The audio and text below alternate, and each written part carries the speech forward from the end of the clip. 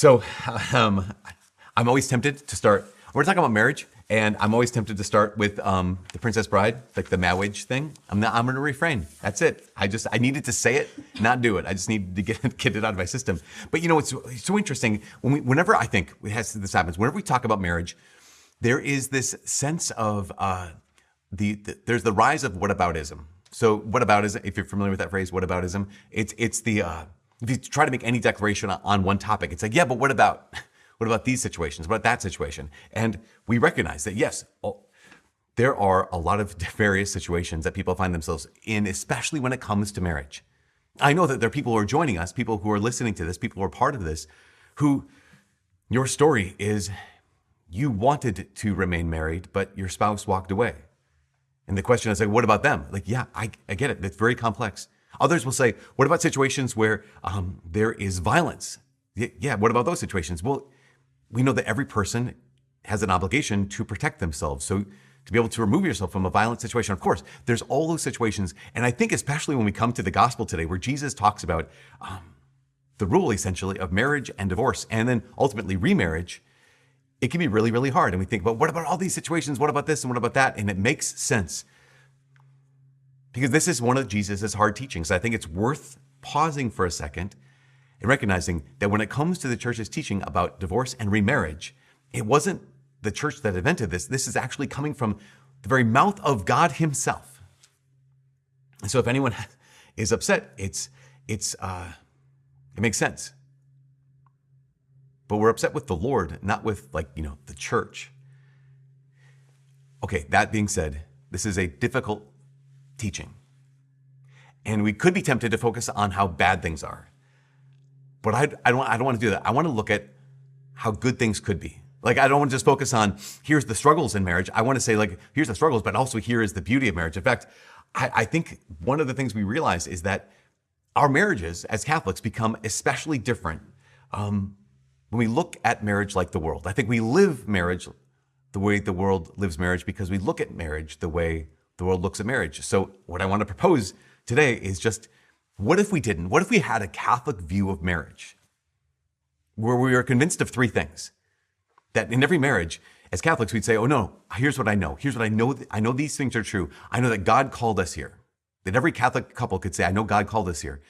That I know that God is with us here. And I know that God will not leave us here. That if we were convinced of this, I think that what it would do is yes, we still have difficulties, we still have problems, we still have suffering, we still have struggle, but we would know these three things. God called us here, God is with us here, and God will not leave us here. So the first thing is that this truth, this conviction, God called us here. And so that's called vocation. And so at the root of a Catholic understanding of marriage is that this is a vocation. You know, we have vocation prayer. We prayed up until not too long ago, and we prayed for calls to religious life and holy marriages in our diocese. Because why? Because we believe that every couple who is to be married is called by God. In fact, this is something I think is fascinating. If we looked at this just slightly different, I think sometimes couples have the notion that they're getting married was their idea. In the sense that it's like, no, we like each other and we want to spend our lives together. We're in love with each other. It's our idea. And that's good. That's all good. But at the heart of it is, no, actually at some level, yes, we love each other. Of course, we want to spend our lives together. And we believe that God has brought us together. That this is actually, we're called here by God. You know, that notion of vocation, the notion of being called, there's every one of us shares a primary vocation. There's kind of three senses of vocation. Let's talk about the first two. The primary sense of vocation is the fact that God has made everyone with a destiny. So you've been made with a destiny. Now, when I say destiny, I don't mean fate, because we don't believe in fate, but you've been made with a destiny, meaning you were created by God with a destination in mind. That destination never changes. God's destiny for you is that you would be with him forever in heaven. That's the destination. God wants every one of us, no matter how we wrecked our lives or how well we're living, even if we don't even believe in God, that's still our destiny. Our destination that God has placed into our hearts is he's calling us all to be with him forever. So that's the first sense of vocation. The second sense of vocation is, what's the vehicle by which we'll get there? Or another way to say it is, what is the primary relationship at which I'll become that person who can be a saint? So people who discern marriage, that's the discernment. The discernment is, okay, what's the primary relationship by which I'll become the person I was called to be? I'll become the person that I was meant to be. What's the primary relationship by which I'll become a saint? That's the purpose. That's so important for us to understand this. If we got that and realized that the heart of marriage is, this is the primary relationship by which I'll become the person God wants me to be, a lot would change. That this is not the destination. The destination's bigger. This is the vehicle, right? This is the route. This is the primary relationship. And I think, a lot of times people have questions about why can't Catholics get married outside the church? Like, why can't they get married on the beach? Why can't they get married in the woods, mountaintop, that kind of thing? And it makes sense because beaches are beautiful and forests and mountaintops are beautiful. Why can't we just get married there? But I would say this. I would say, if we understood that marriage is one of the ways that we follow Jesus. Another way to say it is, here's a couple saying, we're getting married to each other because we've discerned that this is how God is calling us to be disciples of Jesus. So this is the heart of this. If I understood this is that God called us here, we have to get married in church. Why? Because we as a couple have discerned that this is how God is calling us to be disciples of Jesus. So thinking about it like this, my favorite place in the world is my parents' place on the lake. Like, my favorite place in the world. I love it. I could go there at any time of the year. If you were to ask me, like, where would you want to go tomorrow? I'd say there, probably. And so it makes sense that why don't I just get ordained? Why didn't I just get ordained at my parents' place? Why didn't I get ordained on the dock out on Gull Lake? That would have been great. But if you were to hear me say, yeah, I want to get ordained at my parents' place on the lake, you would say, well, that's ridiculous. Why? Because your ordination, Father Mike, is not about you. Your ordination is about how you are following Jesus and actually how you are called to serve the church. Something similar happens whenever a couple is saying yes to marriage. What they're saying is, well, this isn't about us. Even the ceremony isn't about us. This is the way that we have discerned that God has called us to follow him and to serve the church. Just like when a priest is ordained, that's how God has called him to follow him and to serve the church. Because we realize this, that no vocation is about you. No vocation. Priesthood, religious life, marriage, it's not about you. Because why? Because priesthood is not about self-fulfillment.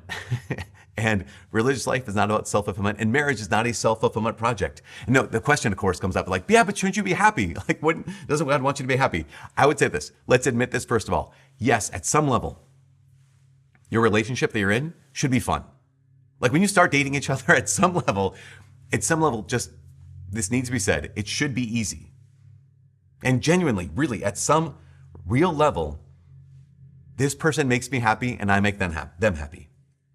That's at the basic level, right? A basic level is that we find each other sexually attractive. That's kind of necessary for marriage. That's a really, really important piece of marriage. But shouldn't we be happy? That's another question.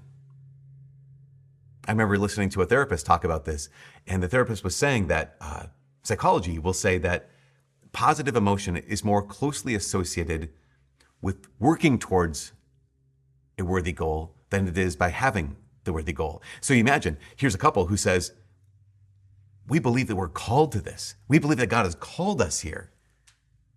Well, that's working towards a worthy goal. Remember, marriage is not the destination. Marriage is the vehicle. Marriage is that primary relationship that will get us to that destination. The destination, of course, is God himself, to be a saint.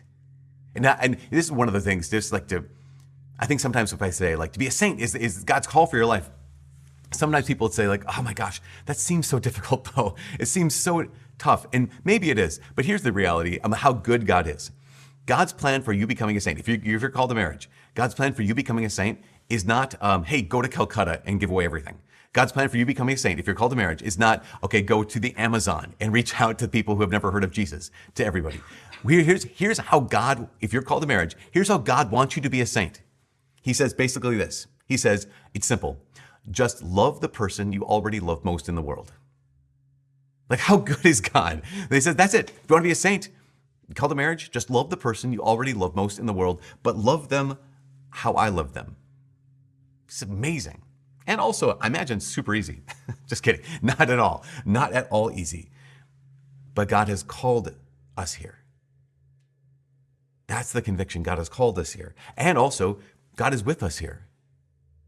Even in the midst of difficulty, like even in the midst of trial. So in the summertime, sometimes I get the opportunity to go to Steubenville youth conferences, and they're great. You know, a couple thousand kids who are there at the end of the weekend.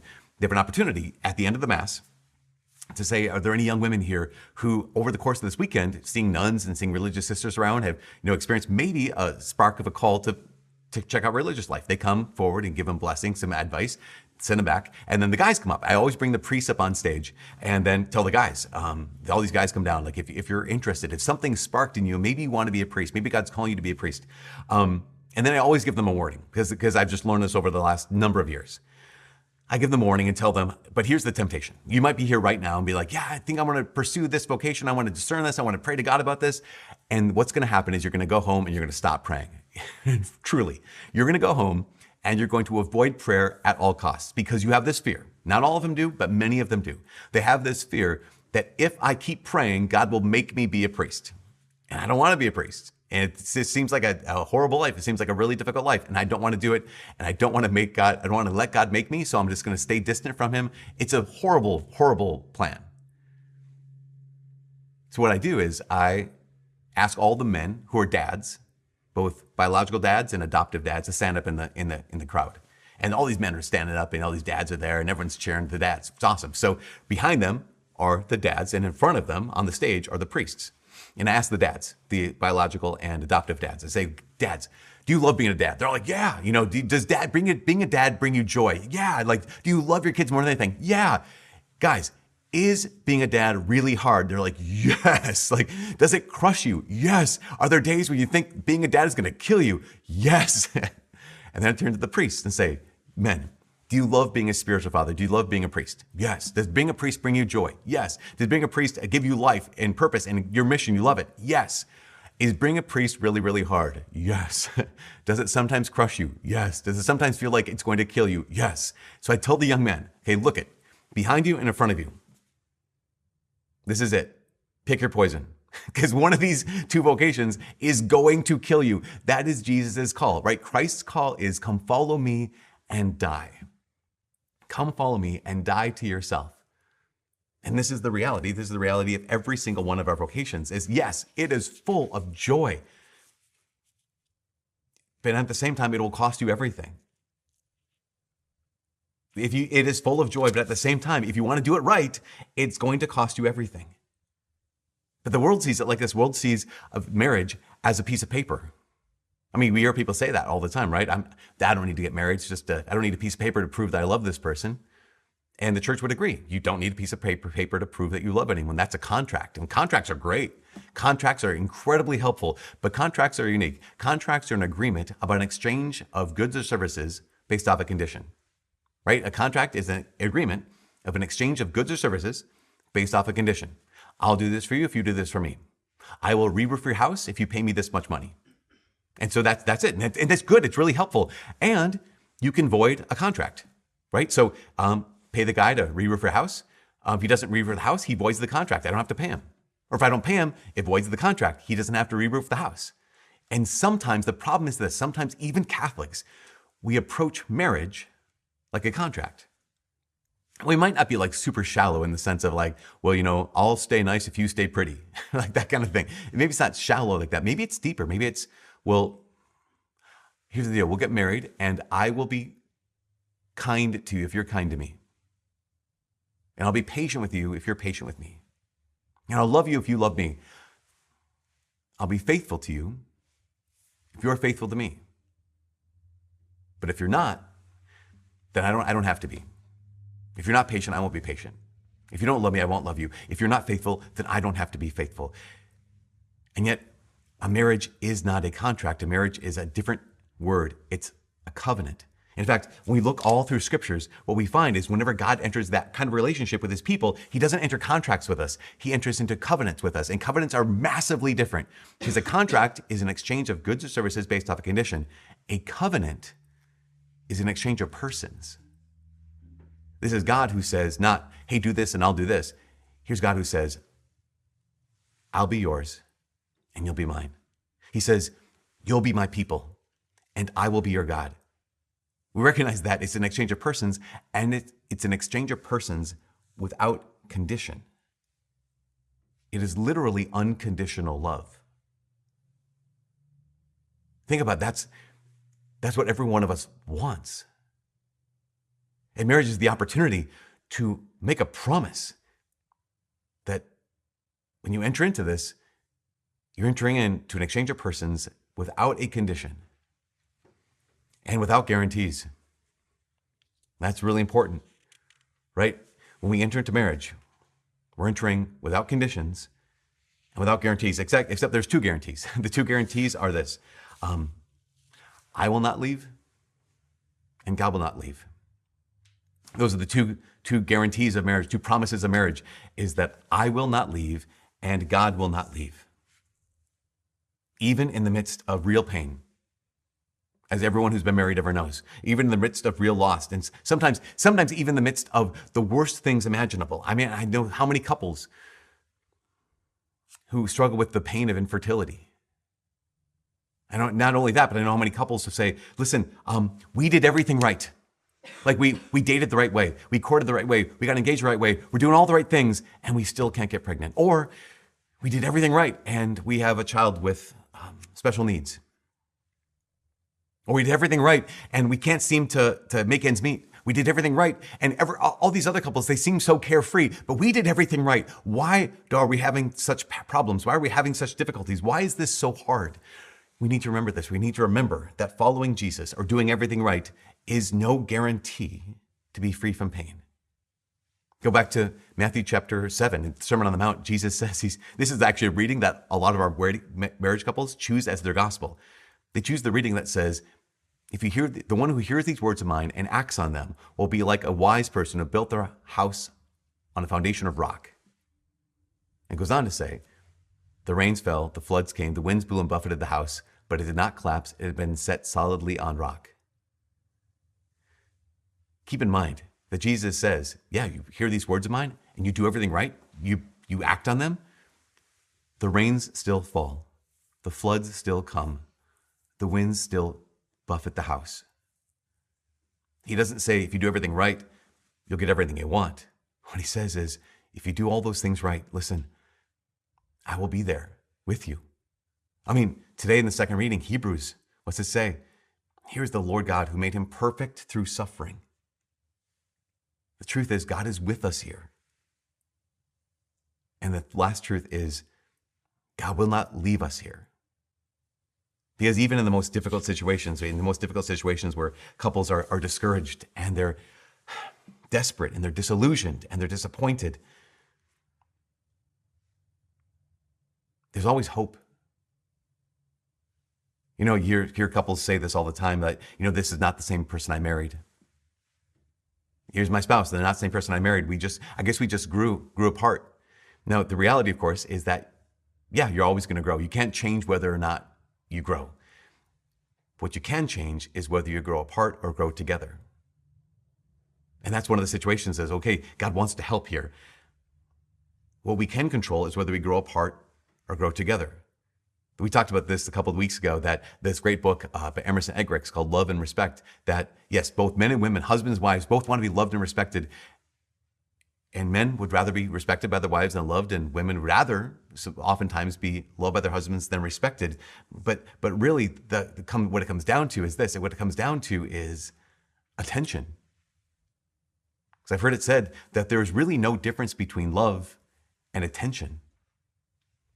Just being attending to each other, which can start at any point. In fact, I was listening to, of all people, a divorce lawyer talk about, he was asked the question, when you're talking with these couples as they're coming, they're getting divorced, like, what is it? And he shared a story about one wife he was working with.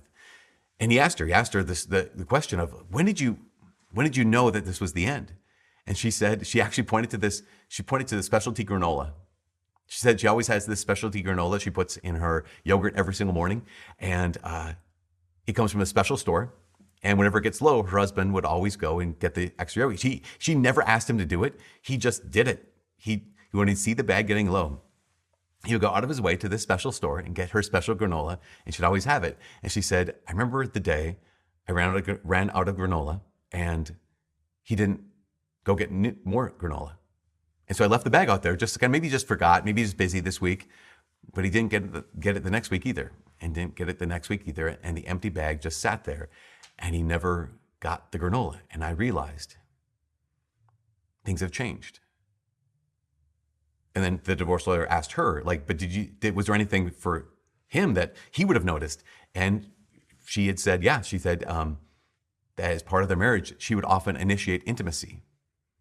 And she said, I don't know why, but at one point I just stopped initiating sexual intimacy with him. And it was just that sense of they just stopped paying attention to each other. Because there's no difference between love and attention.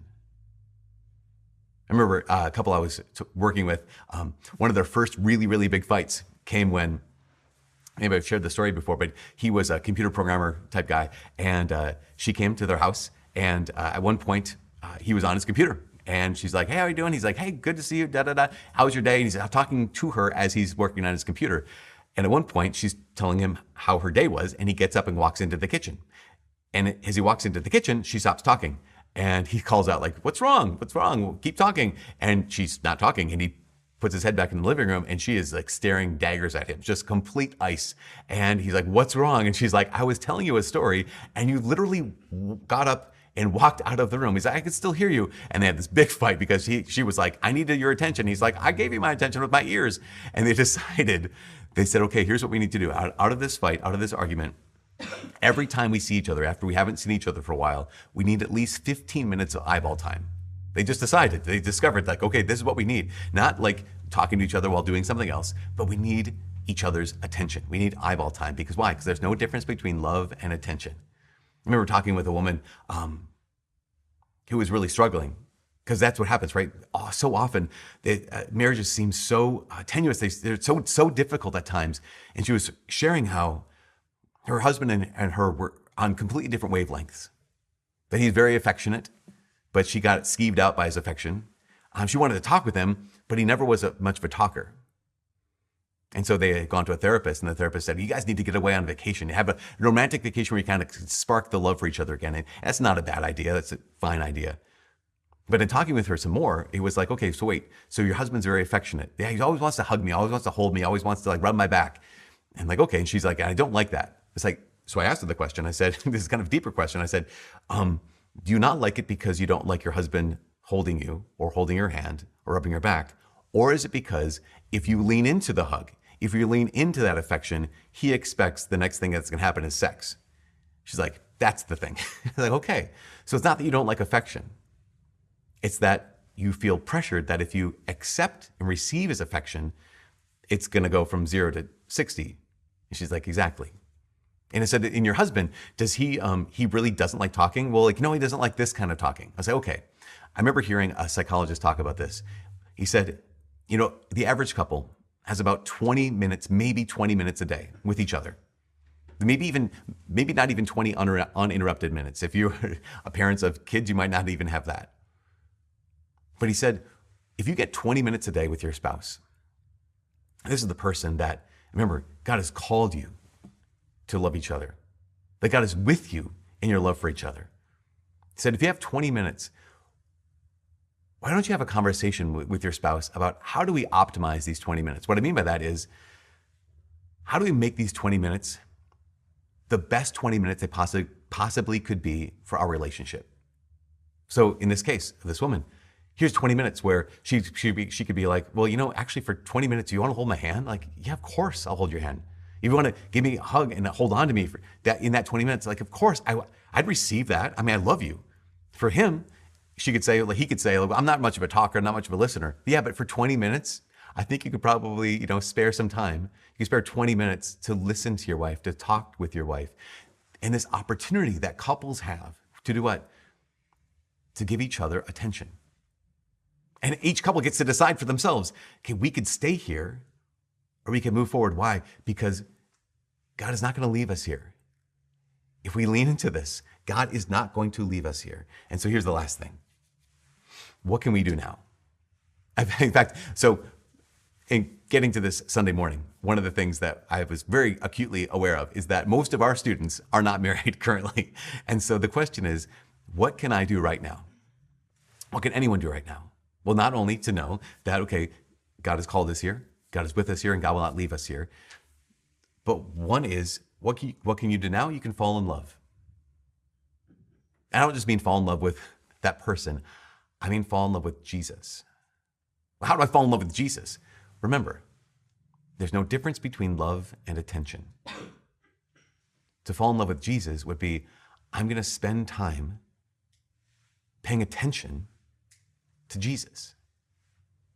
I'm going to learn how closely associated it is to love someone is to pay attention to them. And I'm going to start with God. Because if that's not the foundation of my relationship, then who's calling me? Who's with me here? Who's not going to leave me here? To spend time with Jesus. And then, even if you're not in a relationship right now, to love the people who are there. Like to love the people that you're nearest. Years ago, maybe I've shared this story before, but I think it just strikes me as so good. Years ago, there was a young man here. His name's Michael, and he was engaged to a woman named Lisa. And he lived in one of our men's households. And Michael was an engineer where everything was very much ordered and very much, everything needed to be where it's supposed to be. Good guy, but very ordered.